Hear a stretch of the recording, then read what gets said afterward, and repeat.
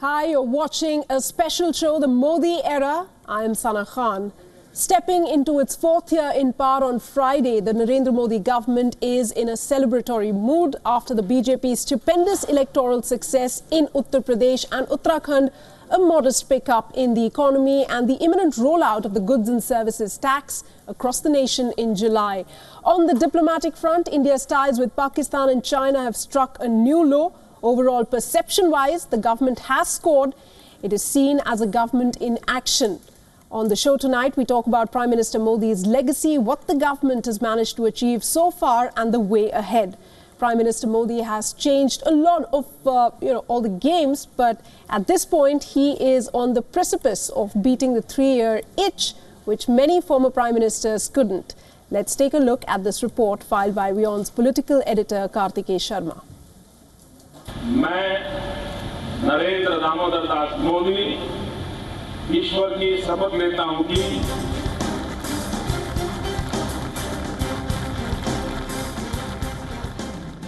3 years after storming to power with a handsome majority, Narendra Modi's government presents an image of rock-like stability. There is not a single issue on which the opposition has been able to corner his government.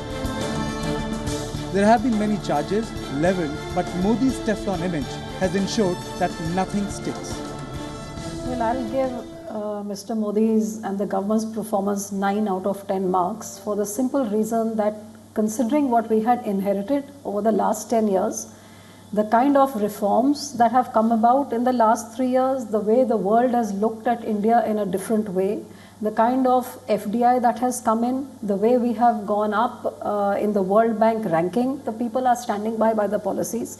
They are seeing him make an effort to change the image of India and change the working style that we had inherited. Unlike Rajiv Gandhi or his mother Indira in the 1970s, or even Narasimha Rao, Modi has been able to translate hope into confidence. There is a perception that he is delivering on his promises. It is for this reason even demonetization did not work for the Congress party in the UP Assembly elections, with the BJP sweeping the state. It is a nationalistic spirit that our Prime Minister has reinforced in the country, that somehow has appealed to the youth of this country a lot. He has done a lot to bring in the spirit of nationalism. Positive nationalism. Positive nationalism. But sir, and also inclusive nationalism. The single biggest achievement of the Modi government is its corruption-free image. There have been incidents, but these have been like pinpricks, not marring the government in any way. There have been no major political blunders either. Modi could well be the third Prime Minister after Nehru and Indira Gandhi to beat anti-incumbency and return with a simple majority in 2019. Kartikeya Sharma for WION. All right, let's talk now about the Modi era, how things have shaped in the last 3 years. As of now, joining me in the studio is Mr. Sharad Gupta. He's a senior editor with the Parliamentarian magazine. Shama Mohammed, the Congress spokesperson, she joins me live from New Delhi. We're also waiting to be joined in by Dr. Ejaz Almi, who's the BJP spokesperson. But starting with you, Mr. Sharad Gupta, after 3 years of being in power, how do you explain Prime Minister Modi's popularity? It seems that, the concept of anti-incumbency no longer holds true as far as his case is concerned. Right. Modi has actually worked a lot. He has achieved a lot. But the mandate and the expectations from him were huge. So he had to actually come up good on those expectations. That is why there is slight sense of disappointment with him. Like there were numerous promises made by him during the elections, election campaign. One of them was this rupees 15 lakh black money in each one's account. So there might be a couple of such promises which have not been fulfilled. But if you see, he has actually started this Jan Dhan Yojana, which has been a huge success. Right. He embarked upon demonetization drive. Right. Which was again a huge success. Each and every penny in India. Especially for the poor, the free gas and opening up of the bank accounts. It's really seemed to have worked. That is what Jan Dhan Yojana is. Right. So these free LPG connections. So he actually worked for the poor. So, and that explains why he is so popular. His popularity graph is not just not going down. Right. And in fact, if we were to go by the latest, ratings, he's in fact, those have even surged. Shama, if I can come to you at this point, how do you see the way Prime Minister has carried himself in the last 3 years, despite whatever be the negatives, policies that, were promised, things that were promised during the campaign, they haven't been delivered. But fighting all of that, the mass appeal, it seems unimpaired. Yeah, I'm just going to quote what exactly Karthikeyan just said in your report. He said, perception that he's delivering his promises. So that is the thing. There is a perception that he's delivering the promises because everything is just very huge, a lot of talk. And so the perception is like he is delivering it, but he has not delivered. Perception? You know, they're in front of seems to be working for him, isn't it? Yeah, but the thing is, when we look at jobs, there are no jobs over here. I mean, you had last year 50,000, the year before in 2015 was 1.35 lakhs. I mean, where are the jobs? He promised 2 crore jobs. That's the most important for an economy. And I don't know where this GDP comes from because the manufacturing is down. It's in fact negative. We have no jobs. So I am really astounded where this GDP is coming from. And then just now I heard Shri saying that he's practicing inclusive nationalism. I really don't understand how is it inclusive nationalism when you alienate Muslims and the Dalits. The Dalits had UNA, they have been treated very, very badly. The Muslims, of course, you know what is happening, cow vigilantism, killed of no reason of theirs. And then the gentleman here talks about Jan Dhan Yojana. What is Jan Dhan Yojana other than direct benefit transfer, which the UPA government started? It is the initiative of the UPA government. If we look at all their schemes, from Nirmal Bharat Abhiyan, which is the Swachh Bharat is Nirmal Bharat Abhiyan, Planning Commission being changed to Niti Aayog. You know why the Planning Commission was removed? Because they said it was a top-down initiative. But what is Niti Aayog? Is it a bottom-up? It is still a top-down. Five people in Delhi decide about everything. I take in all the points that you've made now. I'm listening to you, but then, that's also a fact that the opposition doesn't have one single agenda on which it has been able to even tried to corner the Modi government. Why is that hasn't happened? Why does the opposition, despite of what all you've mentioned, lack that one single agenda to take on the government in a big way? We haven't seen that. Yes, because of course, I mean, everything is done in a big way by Mr. Modi. And also one other thing I want to point out. He came on the plan to fight corruption. If you recall, on 2014, it was his main thing, I want to fight corruption. But till now, he has not appointed a Lokpal. And that is the most important to fight corruption because it's completely independent. It's like an FBI. It cannot be a caged parrot. Why don't we have a Lokpal? Why is an RTI watered down, which is again done by the Congress government, UPA, to fight corruption, but it is now 500 wordings, and if the person dies, we can close the application, isn't it? So that means you can kill the person. That's what you're trying to say. So the most important things are not done. Why are the anti-corruption things which he's been fighting for, and Whistleblower Act? What has happened to the Whistleblower Act, So these are the things we are asking the government of the day is that what has changed for the people of this country? What have they done? Now this gentleman says the Prime Minister has done a lot. Can you name what he has done for us? I don't see anything what has been done other than a lot of talk. Yes, well, there has been a lot of talk. I'm hoping at this point if Dr. Ijaz Ilmi would join us to counter, to answer that question. But for the moment, I'll take that to Mr. Sharad Gupta. There are many things, of course, that the Modi government promised, and you talked about it, but hasn't been able to deliver. But the fact is that what we've seen is that the government believes in being in this constant campaign mode as well. The government doesn't seem to rest. Do you think that the perception and the effort on the government's part to be in this constant poll mode has really helped the government in all these years in keeping up that popularity quotient high and then carrying it forward to 2019? That is the case with every government.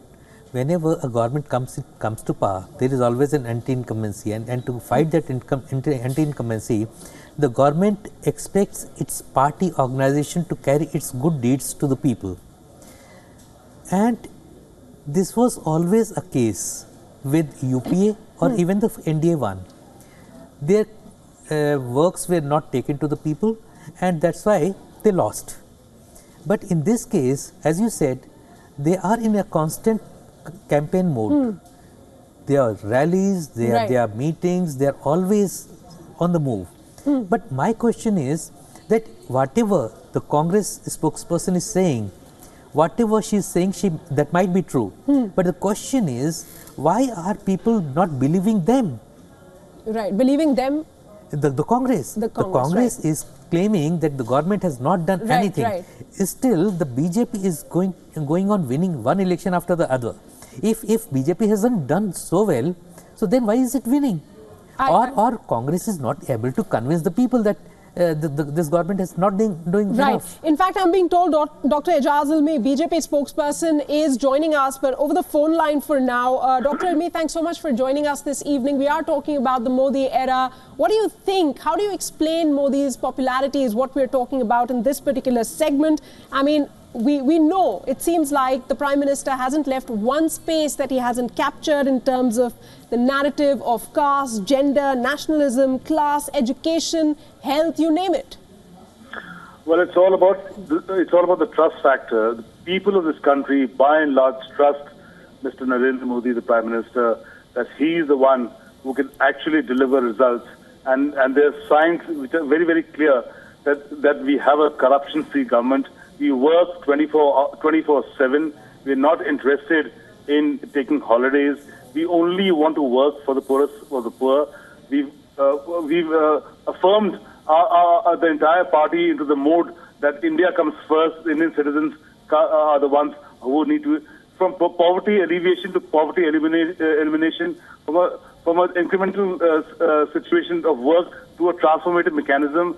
I mean, across the sector, we are working non-stop, and we intend to continue working non-stop. And as long as the people of this country trust the Modi government and the BJP to deliver results for them, to change their lives, we are going to continue. But Dr. Ilmi, Shama Mohammed is also with us here on the panel, and she's talking about many things that the Modi government promised when it came to power, when it swept the polls. But many of those big initiatives haven't really been carried forward. So how would you then explain, despite of all of that, the Prime Minister's popularity? I mean, we've seen Naxal attacks, we've seen bold moves from Pakistan, and then we've seen the surgical strikes, we've seen violence against Dalits and Muslims. Despite of all of that, how would you then explain the Prime Minister's popularity? There are many things that remain to be done. No, I mean, I can go into micro issues with Shama Mohammed, who I really respect very much. As far as Dalits are concerned, we've had a long history of this strife of Dalit and upper caste divide. We had the famous Mirchipur incident in Bihar, the Betha Tola in Haryana under Congress regime. I mean, I don't want to get into a slanging match with Dr. Shama Mohammed, with the fact that it was a very pristine, pure. There was nothing happening. There were no riots. There was complete harmony in the country when UPA is there. I will not go into that. The fact is that there are issues, there will be issues, but by and large on the law and order front, it is a state issue, and we seek the cooperation of every state, that wherever there are issues, we want to reach out to them and do our best. In our own states, where there are issues, and yes, Saharanpur is an issue where forces are who are totally cannot understand the fact that the BJP got 325 seats. I'll let Dr. Shama Mohammed respond to that. Dr. Shama? The states where these violences are happening are BJP-ruled states. Rajasthan, Madhya Pradesh, and Jharkhand. The lynching recently, what happened? 8 people, not based on religion itself. 4. So has the Prime Minister spoken anything? Complete breakdown of law and order. And what about our national security? They talk about nationalism. In the last 3 years, we have had more than 800 Jawans and soldiers martyred. We have more than 1,500 civilians killed. I mean, how long? And then they say demonetization happened, there will be no terrorism. Then we have Nagrota, we have Udhampur, and we continue to have this sort of attack. What are they actually doing? Now, Dr. Ilmi has not been able to tell me what the government of the day has been doing, what they have done in the past 3 years. He's been giving rhetorics about, yes, they have done well, and I don't want to I'm ready to answer all your questions, what they've been doing? That, of course, he is not. So I'm ready to answer all your so what questions. I'm asking is, why are our Jawans dying every other day? Why are our Jawans dying? What has happened to national security? I mean, this is a dangerous thing. The militants are now inside let's just Kashmir, refrain from not getting into outside. They're coming specifics, from within. Dr. Ilmi and when Dr. they Shaba come from there, Mohammed. it's This is a larger thing. discussion that we are trying to bring about, that despite all of these things, we see that the Prime Minister's ratings are spiking.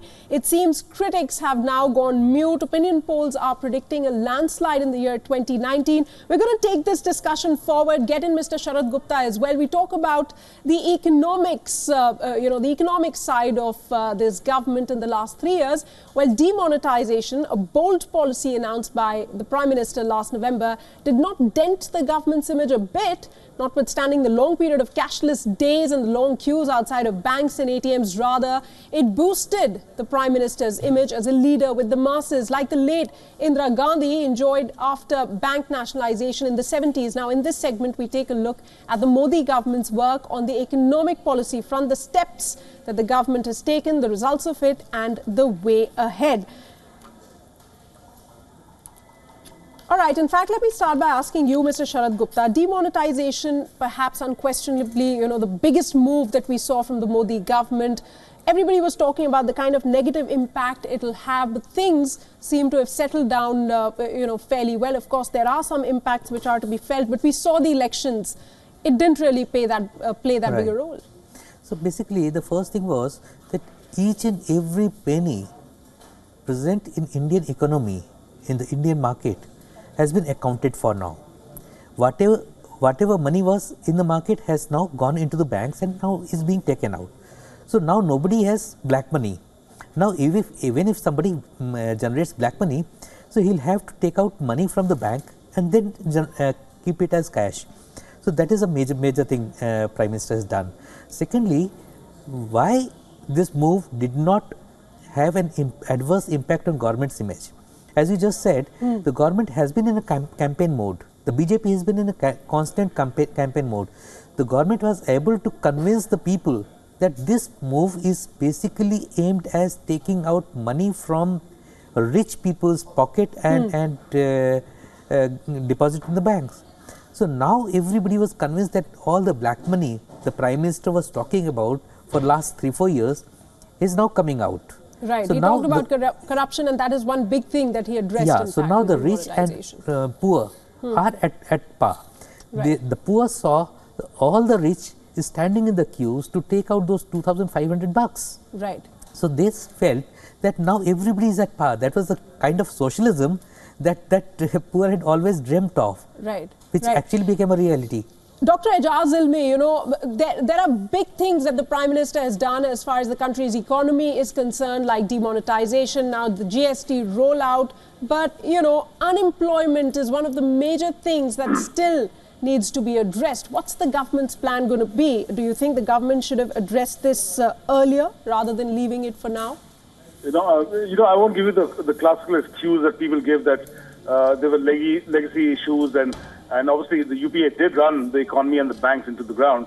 But the fact is that don't only perceive that the figures of there are 8 sectors where we are lagging and 8 sectors where the figures are yet not to come in. But don't forget, you need to collate the figures of the Mudra beneficiaries, which is above 50 million people who benefit. This is called micro impetus given to people to find their own employment, find their own jobs, and to create sustainable growth in terms of getting their own ventures. Also on Startup India, the number of beneficiaries. So we are working on this. The figures will come in shortly, but the reality is, yes, in a slowing down economy, in a global meltdown where things have been, where automation is taking place largely, and also the cracks coming in the IT sector and the financial services, yes, there has been a poor offtake in terms of poor creation of jobs. But yes, the government is working very, very closely and trying to reach out in this given detrimental scenario by giving the Mudra Yojana a great impetus, and also Stand Up India. We are asking people to stand on their own feet and do it. And once the economic cycle turns, which is happening because the capex expenditure on infrastructure, irrigation, telecom, transport, which is the impetus being given now in the next few years, you'll see the efforts actually coming in within a year or 2 years' time. where the job creation figures will rapidly double up. Okay. Dr. Shama Mohammed, your response to that now. We understand none of these big bang actions can be called reforms. The impact of them, we yet have to wait and watch as to what it will be. But there has been this transformation of the financial landscape. One can't deny that. The investor sentiment is high. Business community seems to be very happy with the way things have turned out in the last 3 years. But I don't understand one thing. Why don't we see this in paper? We see a lot of talk. Investment sentiments have changed. I don't see any investment sentiments change. One thing. Then he talks about the GDP. When in 2008 we had a huge recession all over the world, our GDP was still more than 7, and that is what I must say. And we had petrol at that point at $150 a barrel. We had in the first 2 years $35 a barrel. Right now it's 50. Where is that money gone? Why is our petrol price not going down? So with that petrol price and with global recession, we still had a GDP of more than 7. So I don't know what he's saying, that we got something very rotten from the UPA. UPA had kept a very high GDP throughout. Number two, the other gentleman in the studio says that there is no black money right now. Can he prove it? After 6 months after demonetization, the RBI has not told us till now how much of black money has been uncovered. What is it? Has the RBI come out and said that this amount of black money is got back into the banks? What it is? Nothing. So how, on what basis does this gentleman say there is no black money? Then he says that every rich and the poor are standing on the line. I have seen all drivers, maids of the rich people standing in the queue. I have not seen a single rich person standing in the queue. All who were there were the poor people. They suffered tremendously all over. Small scale industries are all shut down. They have not been able to come out of it. So I really don't understand. Again, lies. This is this government, and you've been saying that it's going to be a walkover in 2019. If you do not, let me finish. I did not interrupt. 2004 was supposed to be India shining and a walkover. Remember, they were ready to give sweets at the BJP headquarters in Delhi. But what happened that day? Because of course we have had 12,000 farmers who committed suicide in 2015. The farmers, the farming community, they just don't care. I think you made your point. Let Dr. Ijaz quickly respond to that, and we'll take closing comments from Mr. Sharad Gupta as well. Dr. Ilmi, please go ahead. Since you've spoken about sweets on 2004 India Shining, let me also give a political reply. We also had sweets ready at the SP Congress combined, both Akhilesh and UP ko 7% hai, and Rahul Gandhi. They were claiming to get 300 seats, and Congress actually was left with 7 seats. I mean, just more than 5 digits of their own hand simple. So the fact is, where is the people's trust in the Congress party? They've given up on the Congress party long back. They understand. It's very, very clear that the trust factor is only with the BJP government and our state government. In 9 new states, we are performing much better than the Congress performing. You're going to face similar situation in Karnataka because of lack of trust, because of corruption, because of the fact that people don't trust the Congress and they trust the BJP much more, that you work for the poorest of the poor, and that is the reason why the Narendra Modi government is going much better in 19. Mr. Sharad Gupta, please respond. I think, the takeaway from this is the point that Dr. Ijaz Ilmi has been making, and from what I get, the absence of any big issue at this point, especially a corruption-free, a taint-free government and a taint-free Prime Minister, is what seems to be working in many ways for the BJP, and will continue to do so if the government works like this. You're right, but besides that, there is a complete lack of opposition, which is basically giving the government a cakewalk. The opposition is unable to convince the people. Dr. Shama Mohammed was just now saying that the people were standing in queues and all drivers and hapless people, poor people, they suffered on behalf of rich. But why did not that translate into votes for the opposition? Why did not that translate into an anti-incumbency wave? So the opposition has to understand that there is a vacuum on the opposition benches, in the opposition corner. It can't be that the Modi government has done everything right. I think it's a failure I can tell you the smart city scheme that has not taken off. Swachh Bharat Abhiyan that has not actually taken off. But the opposition's failure to capitalize on those things is the issue over here. But on that note, thank you so much, Dr. Ijaz Ilmi and Mr. Sharad Gupta for joining us. Shama, you stay with us. I'm going to take a very short break and be right back. Lots more to talk about on this special edition, The Modi Era.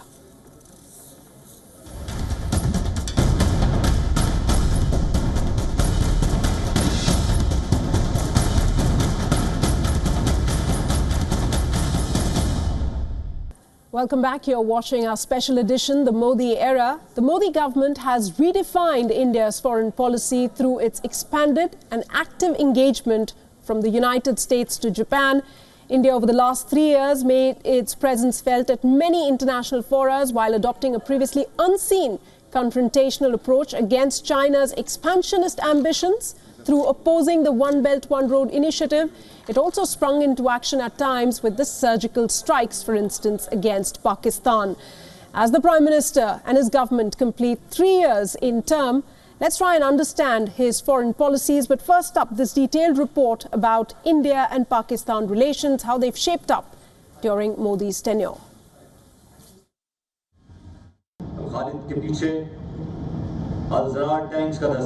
Pakistan is expected to hike its defense budget by at least 30% this year as tensions and clashes with India on the line of control escalate. The thinking here is that the more muscular India's response is, the more Pakistan could be forced to divert scarce resources to the border with India, and the greater could be the impact on its already struggling economy. Islamabad spent $7 billion on defense last year. This is about 30% of the budget. The external debt is at a staggering $79 billion, which is more than 66% of the GDP. Pakistan's economic burden will add to the difficulties it faces in keeping its mammoth military fed and armed. In that sense, surgical strikes of the kind India carried out in September last year will add to Pakistan's tactical uncertainties on the ground. India has also upped the ante, boosting the defense budget to around $50 billion, speeding up military procurement, including of long-pending artillery and infantry weapons, and hinting at rethinking the commitment to no first use of nuclear weapons. Why should I bind myself to I should say I am a responsible nuclear power and I will not use it irresponsibly. Diplomatically, India's toughened posture has deepened Pakistan's sense that it is being isolated internationally. There was an unprecedented boycott of the SAARC summit this year. India's determined outreach to the US and other key partners could finally see the tables being turned on the world's most well-known state sponsor of terrorism. Bureau Report, WION. All right, we talk about this. Here with me in the studio is Ms. Aditi Fadnis. She is the political editor with the Business Standard.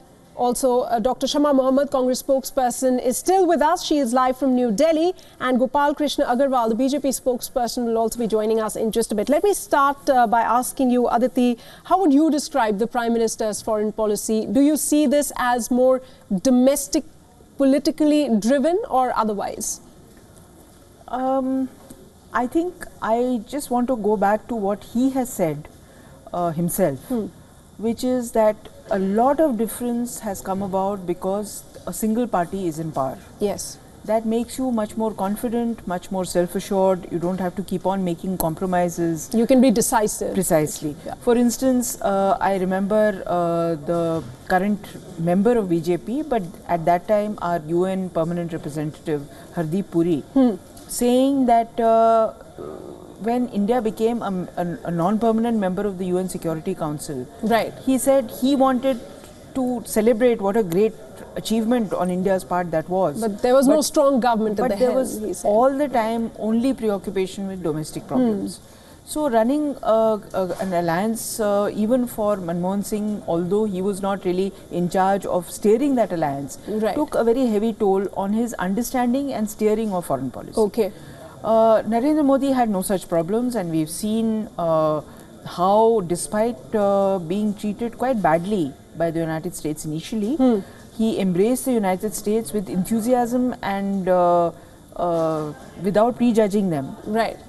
in a way that we had not really expected. Okay. The phrase he used was, "I have shrugged away the hesitations of history." So there was no, baggage in relation to... So this new approach, it seems to have been working for the Prime Minister, and also the way he conducts himself when he's out there at these international platforms. Dr. Shama Mohammed, coming back to you, there is a clear shift as far as this government's foreign policy is concerned from the previous governments that we've seen, even the previous BJP governments that we've seen. How do you see this going forward? Do you think the previous government perhaps should perhaps look at the way India is placed at the international for this point in time? Or do you think India is perhaps not doing the right thing? What do you have to say? There is no shift in foreign policy. There is no foreign policy. That's how we see it. You have to understand there is nothing happening with Pakistan. We are not talking, because of which, part of it is also Kashmir burning. An ally of us, Russia, is now moving away from us. China, of course, is away and nothing to. I mean, we don't even talk to China. We have issues now with OBOR, that is one belt, one road policy. And looking at Sri Lanka, of course, is being distancing. China is close to Sri Lanka, if you know that. And of course, Nepal, which was close to us during our government, is again far away from us. The only state which is close to us in our thing is Bangladesh. Now, also, she mentioned that we are getting close to the United States. Yes, we are getting close to the United States. But what did the United States do? We did not attend OBOR, but they went with a very big delegation to attend the OBOR. So why is that? If we are getting close to the United States also should have kept away, but they are close. So almost everybody in this region except Bhutan and us attended OBOR. So what does that show about our foreign policy? That we do not have a foreign policy. And even with Pakistan, it is not... are we talking? No, we are not. Do we have a hawkish, are we dealing with them in a hawkish manner? No, we do not. So we are at a standstill in our foreign policy. We, of course, had a much better foreign policy. You can't even compare the foreign policy. You think the foreign policy has deteriorated? The UP had a better foreign policy. Let's not forget. Dr. Shama Mohammed, let's give a chance to the BJP spokesperson, Mr. Gopal Krishna Agarwal, who's with me here in the studio. Thanks so much, Mr. Agarwal, for joining us here. The Congress says we did much better. The BJP is up to no good. The foreign policy, in fact, what has Modi done? But how would you describe this government's foreign policy, the India first policy that it follows, hedging on the path that it is the South Asia stability that is prime? That seems to be the message coming out from this government. Because if you compare, though we do not want to compare, but still if you compare the results, whatever achieved under the UP and what the result within 3 years have been achieved by Mr. Modi, you see the amount of support that we are getting in the international community. The way Pakistan is being isolated, the way the amount of FDI that we have been able to attract, it is more than 56 billion. It is very high FDI. That shows the confidence of international community on the economy of India. If you see at any place now, today there has been a very important report where it says that China will be degraded by Modi and the credit rating for India will go up. So ultimately, the confidence what the international investment community has in India is important. The way foreign diplomats or foreign prime ministers, etc., are looking towards India for their relationship, the support that we are getting at the international forum. Even if you see yoga, 192 countries yoga had accepted just on the call of a prime minister. They had accepted as a 21st June as an international yoga But that's really a separate issue. Let's talk about the foreign policy. How do you think India is placed at, let's say... Can I just come in? Sana, can I come in, Dr. Shama Mohammed. Okay, very quickly. Please. No, two things. He says the world is isolating Pakistan. Can you tell me the countries which are isolating Pakistan? Russia is close to them. China is having the economic corridor through POK. Russia is getting very close to them. America still is giving them funds. So I don't know what he's talking about. Then he says about yoga. What has yoga got to do with foreign policy? I talked of FDI. You select what you like out of my statement. Okay, let's keep this civil. Let's keep this civil. No, if you why are you not talking on FDI? The way FDI was, we have been able to attract FDI. What has happened the investors okay, one second. Where are the investments? Can you show me? Tell me please about calm down. Let me get in Miss Aditi Phadnis and then I'll come back to you both. Now, let's talk about Miss Aditi Phadnis, about a South Asia minus Pakistan. That seems to be this government strategy for now. Do you think, will it work, or in the long term, will it not?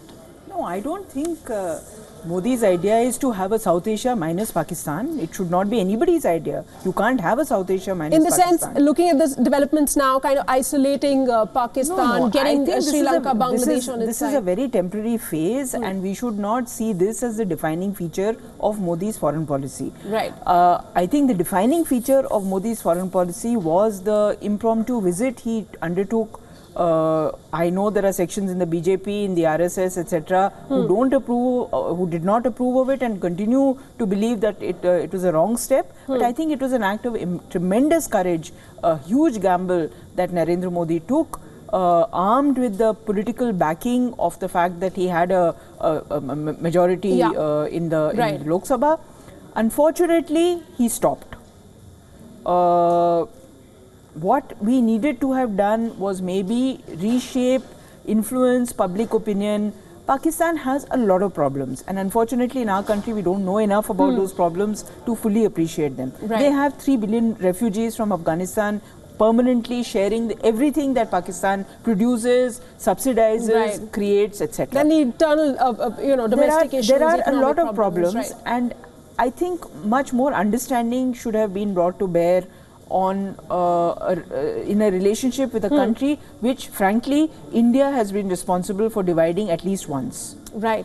So I mean, Mr. Modi in this manner, in this aspect, is saddled with a party that does not agree with him. He's a risk taker, that we all know. He's a risk taker. Sometimes it really works and reaps huge benefits, and when it doesn't, then there are also repercussions. Mr. Agarwal, talking about this government's foreign policy, when we talk about countries like China and Pakistan, it's also important to look at the way ahead. What is the Prime Minister's plan as far as countries like China and Pakistan are concerned? By not attending the One Belt, One Road Summit, what is the message that India is trying to send? Is it ready to back that? And also, I think we need to talk about how this government has changed the Look East policy in some respects to the Act East policy, which of course is turning out to be positive with engagement with countries like Vietnam and Singapore. That's very important. Ultimately, what the major thrust of Modi's foreign policy, or Modi doctrine, if you would like to call it, is that he has visited more than 42 countries. And the relations that we had, there were mostly economic benefits that we have got. You see, there was a huge diaspora that our country has across Australia, America, UK, everywhere. Right. The way they have been empowered in their own state, even in Gulf countries, the issues have been tackled. So ultimately, the effect of Modi's policy was that the diaspora that India has been leveraged. Right. The confidence of international community on economy is very good.